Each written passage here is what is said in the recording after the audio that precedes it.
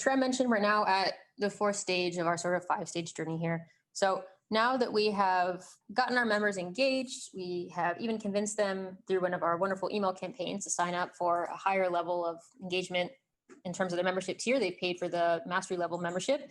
Let's help them realize the benefits of this payment they just made. So now that they've been happy enough to do that, we're going to help them really take advantage of those benefits. So for example, one of the things they can do is sign up for events that were previously unavailable, same with courses, or perhaps now they get a discounted rate off of membership courses, membership events, things of that nature. So let's go ahead and check that out. And I'm going to frame this section quite a bit like I did the campaign section we did earlier in terms of how we're going to approach it. So we have that end goal in mind of making events and courses available. And actually, I can even speak a little bit to what we'll be demoing in a bit here in terms of our scenario with the Mavans org. So we've got quite a few events that we offer at Mavans. Everyone's familiar with, say, Comic-Con happens every year. Well, maybe not in 2020 in San Diego. You might imagine we have something called MagicCon that happens every year down at Sydney at the ICC, something like that, a big scale event. We've also got little networking events we do called the Witching Hour. We also run a series of courses for our Mavans members, all about the wonderful topic of potion enrichment. So we've got potion enrichment 100, 200, 300, and those courses are only available once you become a member at any level at Mavans. So our end goal is to be able to make those courses and those events visible and easy to register for, and essentially a frictionless, seamless experience for our members. But to get there, right, we got to ask ourselves, once again, 3 big questions. So our first one is, who do we need to talk to at our organization to figure out what those real life events and courses are for your respective organizations? Almost certainly you've got an event coordinator, an event manager present. You might also be dealing with a membership manager, perhaps even the CEO. Sometimes big galas and things like that involve executive directors, things of that nature, or perhaps your board even has to get involved if it's a big enough scale or high profile event that you might have on your radar. And same for courses. Different courses might involve talking to different faculty, different chairs, different professors, all different realms. And next, you've got to think about, now that we know all the people we have to talk to, what are all the courses and the events that they're concerned with? And this is a particularly interesting topic in the version of the world we live in now. So are they virtual events? Are they in-person events? Are they virtual courses, in-person courses? Is there perhaps a hybrid model where some part of the course happens in person, some part happens virtual, and you need some kind of system that can talk to Salesforce to track both of those things? And furthermore, are you talking just about the events that you have now, or do you want to think about the events that you plan to have in the future? So if you're going to go through all the labor that is picking a solution and setting it up to sync with Salesforce, it might make sense to think about events that you probably aren't organizing right now, but you intend to do. For example, in-person events that you'd like to do once COVID has cleared things up a bit, international travel is accessible again, things of that nature. And with all of those matters, how much of that information do you need to have stored in Salesforce? So if we think about courses as an example, are you happy just to know that there's a course that exists called Potion Enrichment, and you just want to know who took it? You know, if that course is a campaign, who are the campaign members, say, in Salesforce? Or do you need to know more granular detail? So perhaps you need to know what grade they got in the course, if they passed it, if they failed it.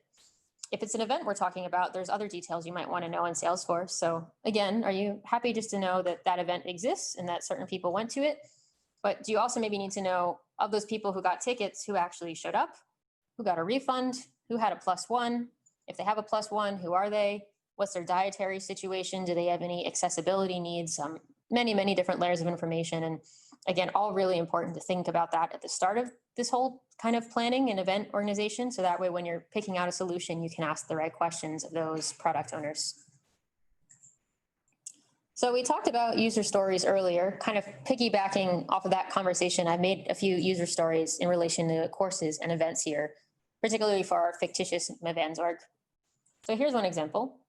As a Mavans staff member, I can track who's registered for that MagicCon event we talked about, so I can plan the event properly. And that's a very cut and dry, straightforward example. For pretty much any events, any event management of any kind, you've got to know who's coming to the things, you know how many mouths you have to feed, how big is the space in reference to how many people are coming in terms of social distancing? Do you need to have a COVID marshal?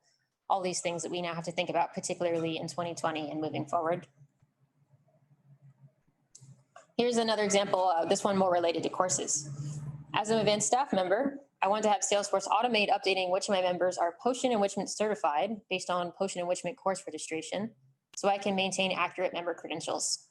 So for some of you on the call that are from professional organizations that have a whole matter around credentialing and monitoring credentials and maintaining accurate credentials for your members, this is really important. And like Shrev talked about earlier, there's quite a bit of admin burden at a lot of these organizations. It's very tedious to keep track of who's certified and what. Is it up to date?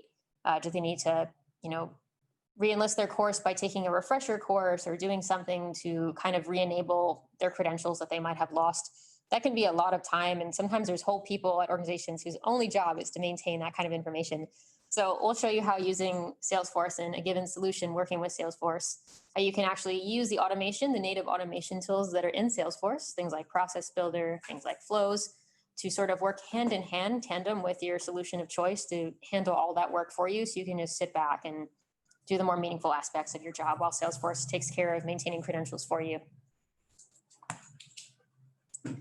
So we've got our user stories, we've talked to our people. Once again, we're at this crossroads of figuring out what solution we'd like to use to manage our events and courses and have that solution in turn talk to Salesforce through a sync.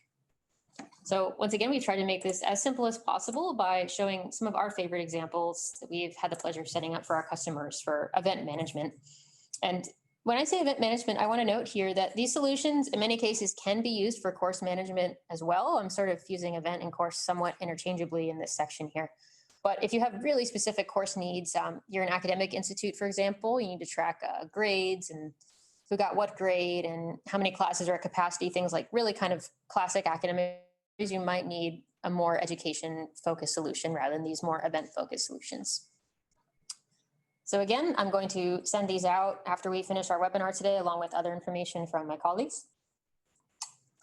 But in brief, the solutions that we're really passionate about include Humanitix, Eventbrite, Ivy, and Cvent. And just note that with these matrices that we'll be sending you all, we've got a description as well as some key advantages and additional references and basic pricing, at least public pricing that's offered from the vendors. In some cases, vendors don't offer pricing publicly. So feel free to check that out.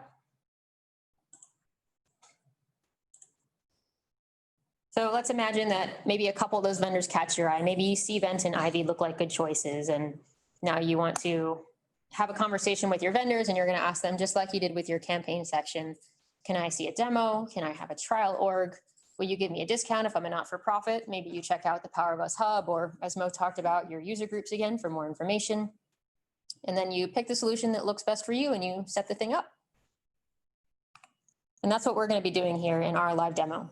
So the flow of our demo that we're about to get into is a bit, again, like the campaign flow we did earlier. I'm going to start by just setting up my solution in Salesforce. I want to make sure there is, in fact, a sync. The sync is working well. And if there's any particular settings I need to tell the solution, how to deal with duplicate contacts, for example, I'm going to do that at the early stages of setting this thing up. Next, I'm going to make my content. Content in this case means the events or the courses. So how do the events actually going to appear? How is the location for the event going to show up? If it's virtual, is there a Zoom link? The image, the stock photo I might use for my events, the description of the events, the different tickets that are available, the pricing, even the currency, all those things I'll want to think about. Then we'll use something called a widget to actually make that event or course really easy to access from a given web page.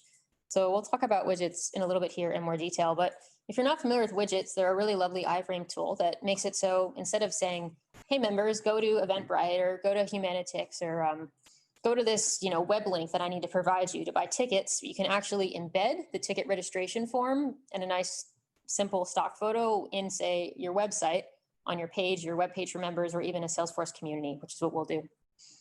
Then we'll show you how using Salesforce automation, we can build on top of that integration. So maybe you need to maintain credentialing, for example. You can use a process builder in Salesforce to actually work with the data that comes from your event management system and use that data to fire a process builder under the right circumstances. And then again, lastly, we'll show how that data flows to Salesforce. So how can we see who got tickets to what event or who signed up for what course? How does that come through? All right, so let's go ahead and get into our live demo. And I'm going to note that I'll be using Humanitix as my demo example.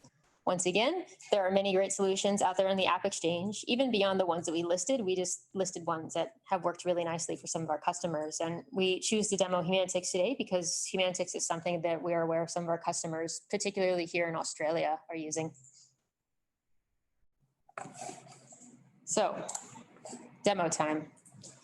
Right now, what you should be seeing is my screen on my Google Chrome browser, and particularly on the Humanitix webpage. So to actually start by setting up my events here and making sure my sync between Humanitix and Salesforce is going well, the first thing I've got to do is log into Humanitix's webpage and actually connect Humanitix to Salesforce, my particular Humanitix account to Salesforce. Again, this might look slightly different for a different solution, but for a lot of these, you can do them from a web page. So you might not even need to go into Salesforce to establish the sync. So our sync page here is really nice and simple. So I'll just walk us through what some of these things are. First of all, I can see green is always good. My last sync is successful, and I've got a sync running overnight every night. And I can see that I've got no error messages there. Otherwise, they would appear here in red. So I'm very happy about that. I can see that Humanitix is talking to Salesforce. And I can even confirm which Salesforce org it's talking to. So I'm confident I'm not accidentally setting it up to, say, my sandbox. I can control which events, maybe all of my events or only some of my events from Humanitix I want to sync over to Salesforce. So maybe I made a test event. I don't want to sync that one over, or an event that no longer exists, perhaps.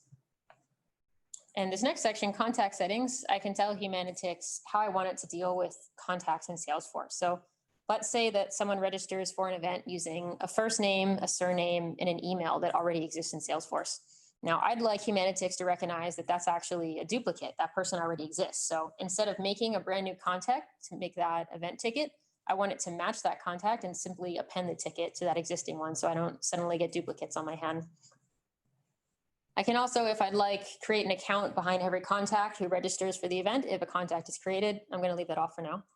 And I can add attendees to a campaign. So that's a really important setting I want to leave on. So by that, what I'm telling Humanitix to do is say, for every event, create a campaign in Salesforce. Okay, so MagicCon, for example, is going to have a campaign. And furthermore, I can say for every person who chooses to buy a ticket to MagicCon, create them as a campaign member in Salesforce. So that way I can very clearly see in Salesforce who bought a ticket. And lastly, I can tell Humanitix to update or do that sync with Salesforce as often as every day, every hour, or on demand, just manually. So for now, I'm happy with every day. Okay, so let's check out our content. So maybe I want to look at how I've set up that MagicCon event. I've got that one down here, MagicCon down under. I'm going to manage it. And from here, I can configure just about everything about how this event is set up. So let me show you that section. I can see it's scheduled to happen on August 11th in 2021, 10 a.m. I can change the event URL, what it's called. I can change the description as well. The email, if someone needs to contact, someone about the event if they have a question. I can make the event private if I wish. I also can configure the start date, end time, local time zone, physical address or online address if it's perhaps something happening on Zoom or a virtual space. I can also adjust what currency I'd like to use. So for those of you who are dealing with international revenue and things of that nature, this is a great time to ask solutions. Can you support, this kind of currency? For example, Humanitix will do Australian, New Zealand, and US dollars, but nothing more. So if that's a big concern, that's a great thing to ask the solutions you're engaging with. Refund policies are there too. And also the stock photo I want to use to, the first thing really someone's going to see when they're registering for the event, the image. A couple more things I want to point out that are quite important here are ticket types. So one of the key features of being a member, right, is getting discounted tickets. At least in the case of Mavans, we'll offer often for many of our events a heavily discounted price if you're a member of Mavans, even a free member, versus the general public. So it's crucial here that we're showing that off and our members feel like they're really getting something for their membership. And we can see that it's a much cheaper ticket, $75 versus $200 for the general public to go to MagicCon. So that's our MagicCon event. Let's look at how we've set up a course. So here's one of our potion enrichment courses. We'll check that one out next.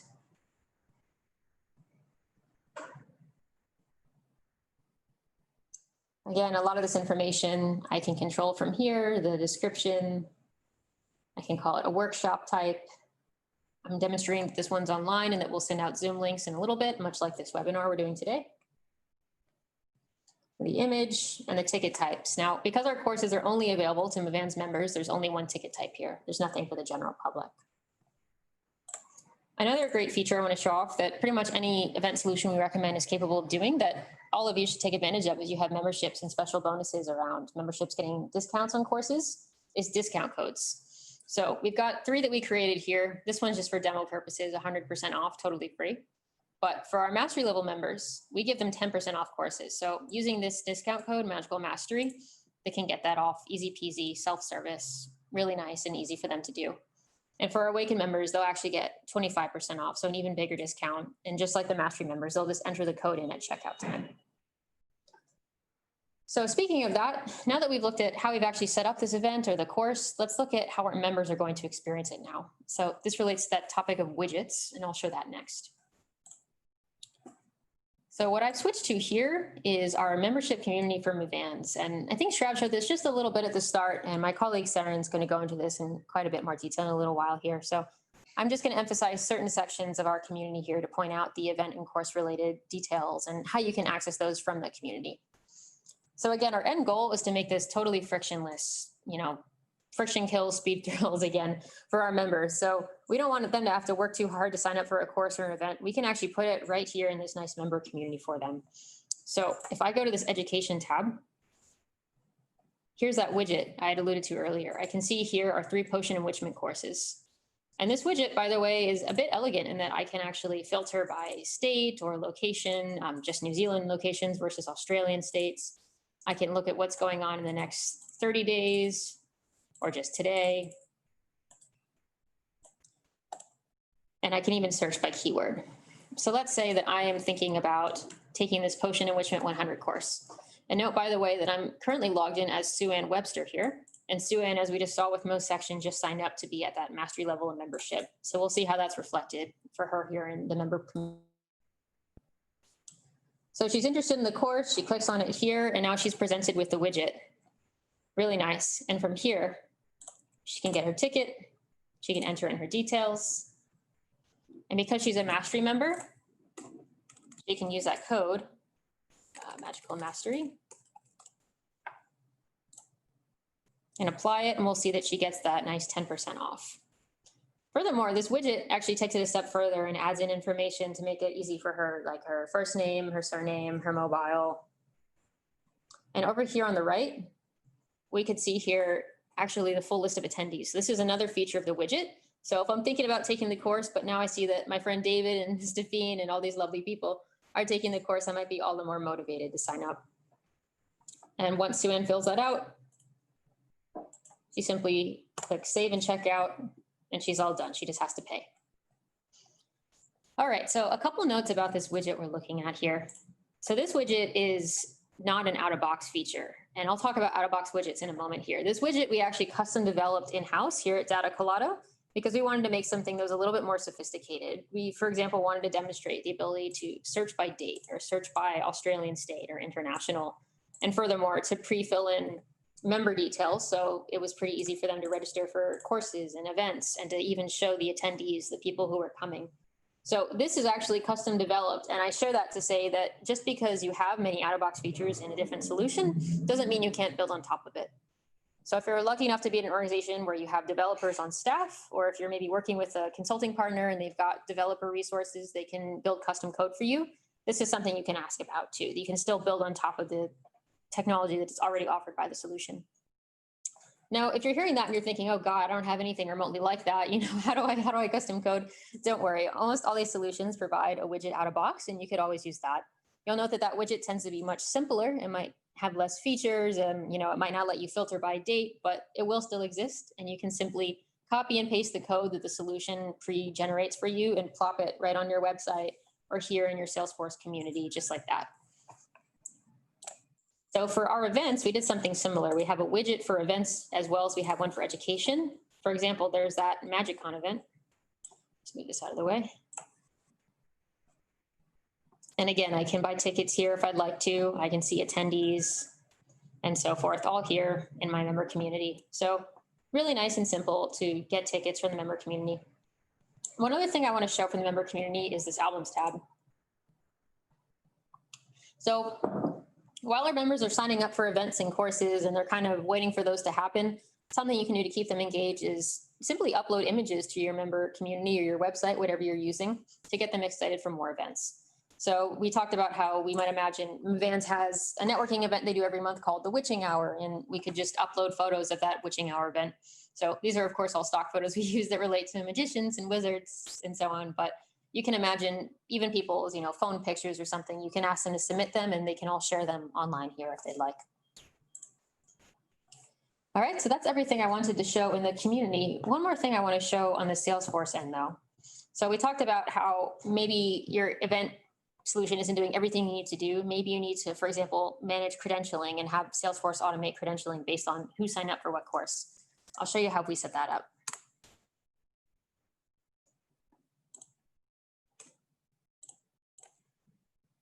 So I'll get logged in here.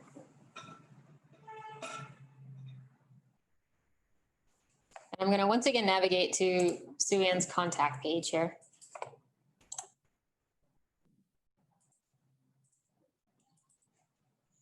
All right, so here's Sue Ann, and you'll notice that under this membership summary section, we have a custom field we made called Potion Enrichment Certified, and it's a checkbox field. And the help text tells me it's basically our way of keeping track of who took a potion enrichment course, because once they take any of those courses with us at Mavans, we consider them certified. And we might actually advertise our certified magicians through special programming. For example, if someone's looking for a magician to do a birthday party or something, we're going to prioritize our certified members first. So if I really wanted to, I could just update this checkbox every time. But, like we talked about, that's admin burden, that's annoying, that's going to get tedious and difficult to maintain over time. So we're going to use automation to do that. And how we do that hand in hand with our solution of choice, Humanitix here, is by using our campaign history and a process builder.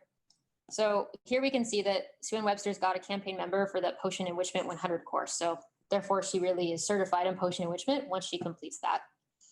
So Humanitix does the work of creating the campaign for us and creating the campaign member and the campaign for us. So that's really nice and easy. We didn't have to do that ourselves, but we do have to build some automation. So let me go ahead and show the automation we put together to make sure that every time someone has a campaign member for our Potion Enrichment class, or basically took a Potion Enrichment course, we can make sure that checkbox is checked off for them on their contact page. So what I've done is I've made a nice simple process builder here in Salesforce Setup. It's this one here, Update Potion Enrichment checkbox. And the way this process builder works is every time, let me just move this, every time it finds a campaign member that's either been created or edited, it's going to look for this criteria. It's going to say, okay, is that campaign member from a campaign that includes the term enrichment? So is it an enrichment course? And secondly, do they have a status that indicates they've responded? So they've attended, they've registered, for example, they haven't not registered, or they haven't canceled their ticket and therefore not attended. And if both of those things prove to be true, Salesforce is then going to update that checkbox on the contact page. So it's looking for that Potion Enrichment Certified box, and it will simply check it to be true. Super simple to set up, pre-existing Salesforce tools, and just like that, we don't have to worry about credentialing anymore.